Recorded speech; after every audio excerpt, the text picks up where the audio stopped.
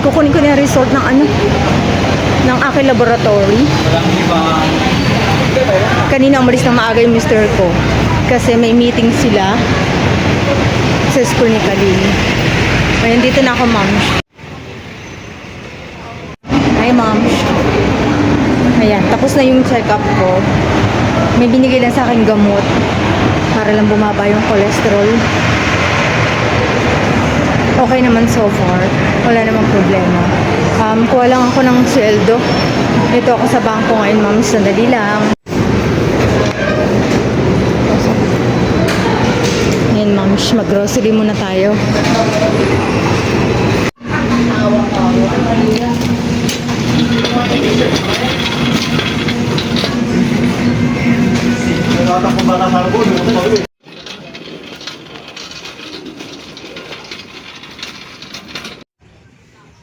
May particular brand.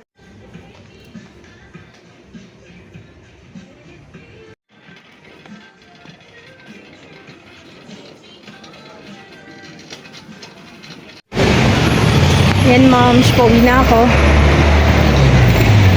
Kapag-grocery na ako ng baon. Ito, ma'am, siya.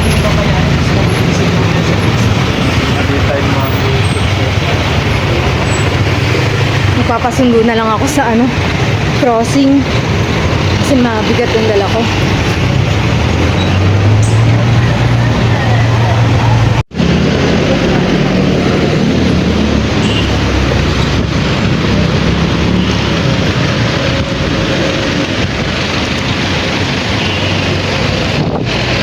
Daming sasakyan, ma'am, so traffic.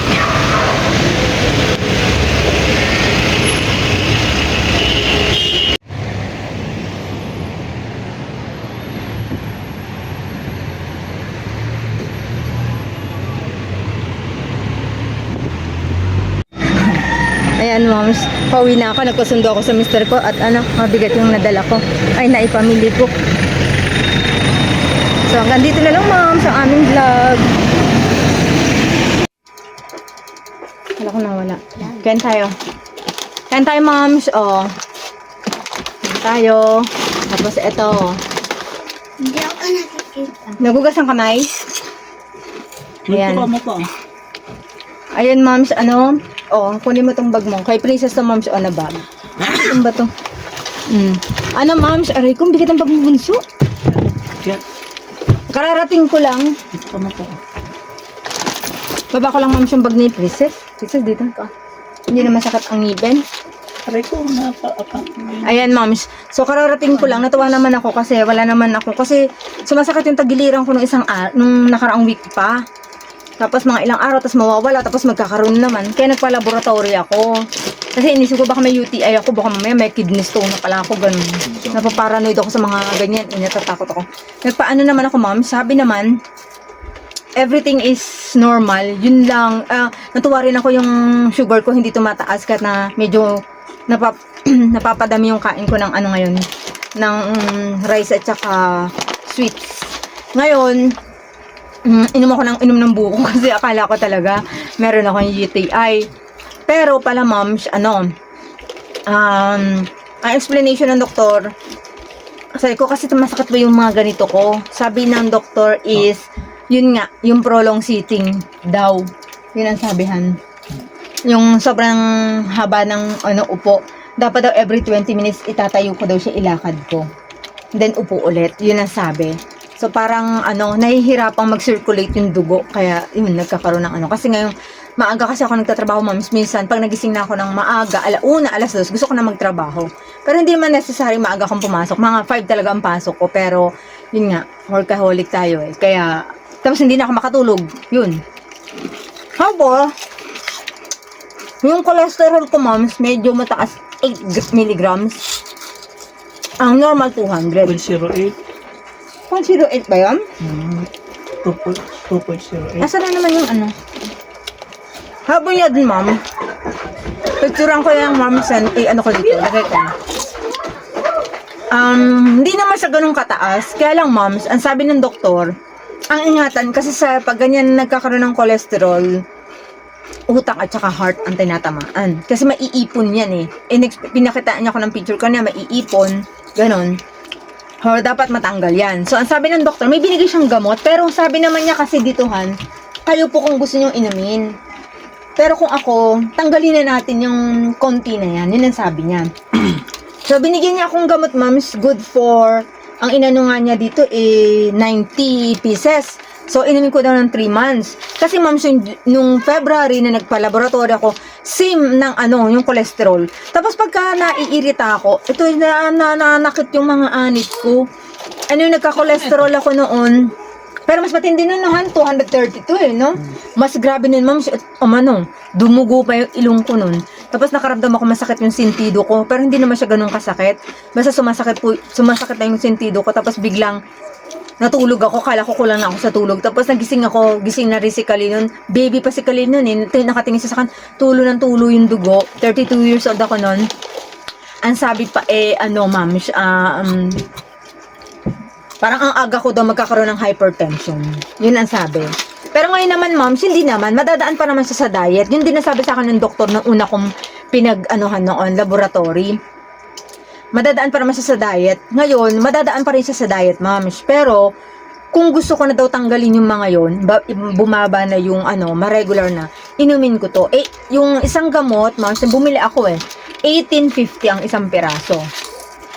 Ito, ma'am, siya. Generic pa. Hindi, generic. Oo, generic pa to, ma'am. Hindi to, tinan mo nga kung generic. Hindi ko nasabing generic lang bigay sa akin. Ngayon, ma'am, so ka magalaw, ma'am. Actimed. Ha? Actimed. Actimed, yung parang, hindi commercialized, pero branded to. Oo, branded siya, ma'am, pero hindi siya commercialized. Kasi ito yung parang nila ngayon doon sa generic parang, yun yung kanilang, binibid, tawag din? Pinopromote, oo, yun. Pero namahalan ako, ma'am, siya 1850. Ngayon, sabi niya, tapusin ko yung 90 days. Tapos, sabi ko sa doktor, paano po ako nagkakaganon? Ang gamit namin sa bahay na pang-fry, canola oil. Tapos, ang panggisa namin, soya oil. Sabi niya, yung mga yun naman daw po, yun naman ganun, ma'am, sabi niya, talaga namang, talaga yan, no cholesterol, sabi nila, ma'am, ng doktor. Kaso, ang lang doon daw pala mga moms, kapag habang umiinit siya, nagkakaroon na siya ng ibang texture. Yun ang sabi. Kaya parang, yun, useless? Yun. Tapos, moms pala, pag ginamit mo na pala ang canola oil or soya oil, yung mga ganyan, huwag mo na siyang i-reuse. Kasi, pag na-reuse mo siya, ganun din, magkaka-cholesterol ka. Siyempre nga naman, kung paminampirituhan mo ng baboy, sumama na yung taba ng baboy dun sa mismong yun. Kaya sabi nun sa ko, may air fryer. Sabi niya, pwede rin daw, moms, kung gusto ko daw, air fryer. Pwede naman, moms, kasi may air fryer kami. Yun. Turbo pa. Ha? Turbo. May turbo pa. Pero, hindi, kasi nga, pwede ihaw na lang isda, no? Pwede maihaw sa turbo yung isda. Sabi niya pa, mga moms, ang lang kasi sa air fryer, merong mga pag-aaral na Nasusunod kasi yung balat. na parang medyo nadadagdagan ng konti. Yun, di ba may cancer cell tayo? Nadadagdagan yung cancer cell sa katawan due to Teka, ma'am siya. So, ayan, ma'am, to be continued. Yun nga, ma'am, sabi ng yun lang. Pero sabi niya, when it comes naman kung cholesterol ang pinag-uusapan, ay naman, safe talaga yon. Yun lang, nagkakaroon tayo ng konting, pero konting-konti lang naman daw. Very minimal. Ayun. Pero kung cancer prone ka, hindi pwede.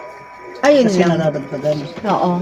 Pero sabi niya, naman, hindi naman siguro kaya mag-araw-araw mag-air fry. Sabi ko, Dok, di ba parehas din naman ang microwave? Sabi niya, ang microwave naman, sa radiation naman yun. Pero moms, mula pinanganak to, may microwave na tayo, di ba? Prone na kami sa, pero kahit pa paano naman, healthy naman kami lahat. Tinanong ako ng doktor ko, kung ininom ako mga gamot, sabi ko, ala naman, vitamin lang. Ayun siya, ma'am. Kaya, sabi ko sa mister ko, mag-air fryer na lang kami. Para para so, hindi ba talaga nagpiprito, Gayong. Mga fish lang naman ang paper natin. Hindi, pag mga baboy. Hindi natin ipiprito. Puro tayo barbecue na. Bakit ito ang gusto ko, inubusan niyo ako ng chisam. Ayun, ma'am. So, kain tayo, ma'am. Chisam, alalaki, Yun. Kaya, masaya naman ako, ma'am, kasi, wala namang akong sakit. Akala ko talaga may kidney stone na ako o kaya UTI na, na ako, sabi ko kay Miko, Miko, baka na to, kasi sumasakit talaga. Naalala ko na kaya sumakit ng sobra yun. Pinagbintangan ko pa nga, ma'am, yung binili namin sa Pure Gold, naalala niyo yung vlog ko na yun? Nag-soft drinks kami, kumain kami si Kira. Sabi ko, nadali ako nun, sabi ko sa mister ko, habang sumasakit siya, ma'am, so bili ka agad ako ng buko, paranoid. Pabili ako ng pabili ng buko para lang pero wala naman. Bakahan, naalala mo yung araw na yun, yung ang tagal-tagal natin, lakad-lakad tayo, no? Yun, ma'am, nangangalay na talaga dahil sobra yung, working hours ko talaga. Ayun. Yun lang, ma'am. Pag may nararamdaman ako ngayon, dapat check up na ako. Kahit mga kalibre lang.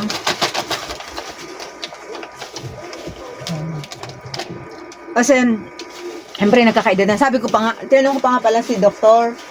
Ay ko, Dok, iniisip ko yung pananakit ng ganito ko kasi sabi mo naman clear ako. Hindi po ba yun premenopausal syndrome? Hindi daw. Sumasakit po ba ulo nyo? Hindi naman po.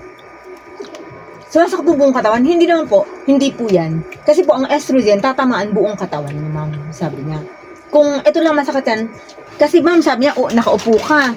Hindi dumadaloy na maayos yung yung dugo. Kaya sabi ko, binili na ng Sabi mo, paano kakasya doon? Maliit lang yun. Yung parang kinabetong maliit yun. Di ba Kyle, yung upuan ni natin ito betong dati na black, maliit lang. Nag-aantay ko sa'yo, hoy. Kumain ka ng kanin, kikira ka kaagad. Ayun, ma'am. Kaya masaya naman ako. At wala naman pala akong sakit na yung cholesterol ko lang talaga. Ayoko na siya. Ayoko na yung nararamdaman pag nabubugnot na high blood talaga ako. Ngayon, nararamdaman ko sumasakit mga anit-anit ko. Feeling ko mga high blood ako. Hindi naman pala. Baka gawa lang ng cholesterol din talaga yon. Pero yun nga, kailangan ingatan. Tapos pala ma'am, ano ba sabi ng doktor? Parang uminom ng tubig para na hindi ma-dehydrate, gano'n. Tapos, binigyan niya rin, sabi ko, Dok, pwede ba ako uminom ulit ng fish oil? Kasi nag-fish oil lang ako dati. Wala namang masama, basta siguraduhin nyo na yung brand na iniinom nyo is okay. Yung malinis pagkagawa. Kasi sabi niya, nagiging problema kasi sa fish oil pala. Pag hindi maganda yung reputation ng company, sabi niya, minsan kumukuha na lang sila sa isda ng oil ng ganito. Mercury naman ang nagiging problema mo dun, sabi niya. Yun, kaya doon ka naman magkakasakit. Pero sabi ko, Dok, pwede bang inuman ko kasi para bumaba lang yung kasi si Margaret daw, nag-chat sa akin kanina. Kasi pinakita ko sa kanya laboratory ko. Sabi ni Margaret, ba't hindi ka na nag-fish oil, ate din? Di ba ikaw nagpo-promote sa amin? Oo, inano sa akin yan, nareseta sa akin ng doktor yan, ate din, sabi niya. Sabi ko, Dok, pwede ba ako mag-fish oil ulit? Pwede naman, ma'am. Sabi ko, uminom akong collagen. Pwede naman, sabi ko, hindi, hanggang kailan yun?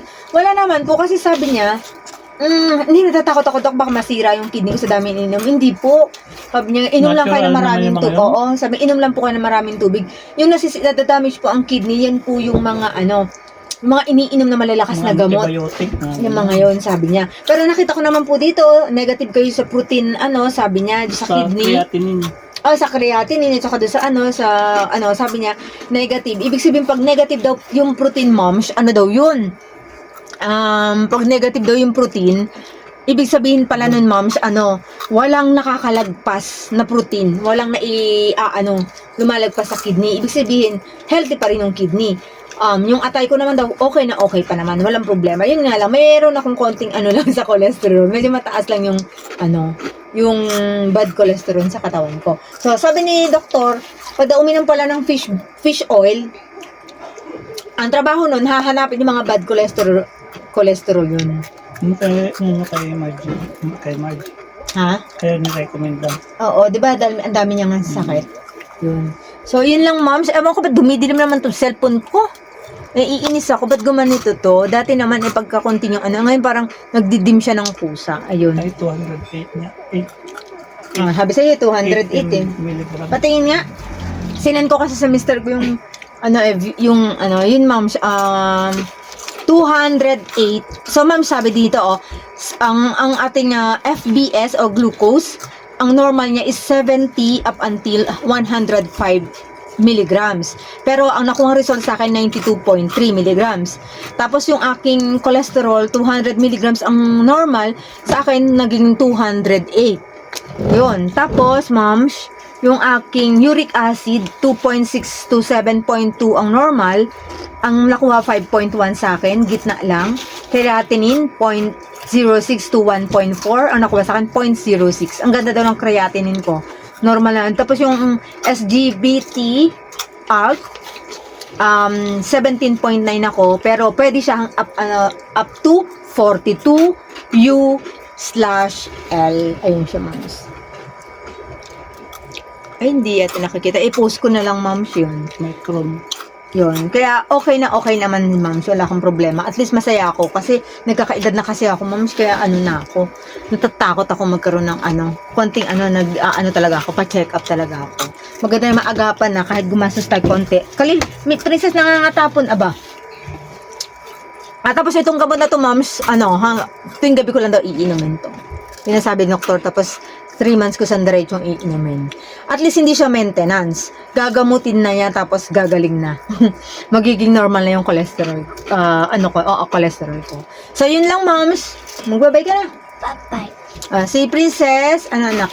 Si Princess, mga moms, uwi na to na, ihatid ni Mr. ko ng Lunes. Uwi na to. Kunuha lang ng Mr. ko kapon siya yung nagsundo. So, yun lang, moms. Masakit ang ngipin mo? No. Ayan, okay na yung niya sa gamot, nakuha na sa gamot. Naipainom niya ng gamot. Hindi. Ulo. Walang wala namang Painumin. oras. Dapat 2. 8:30 siya, 2:30. Ayun. So, yun lang, ma'am, sa aming video. Bye-bye. Kalil, magbabay ka. Bye-bye. Hindi ka nakikita. Yan, andito na si Kalil sa tabi ng nasa computer, moms. Bye, ma'am. See you on my next vlog. Ingat tayo lagi. Stay healthy.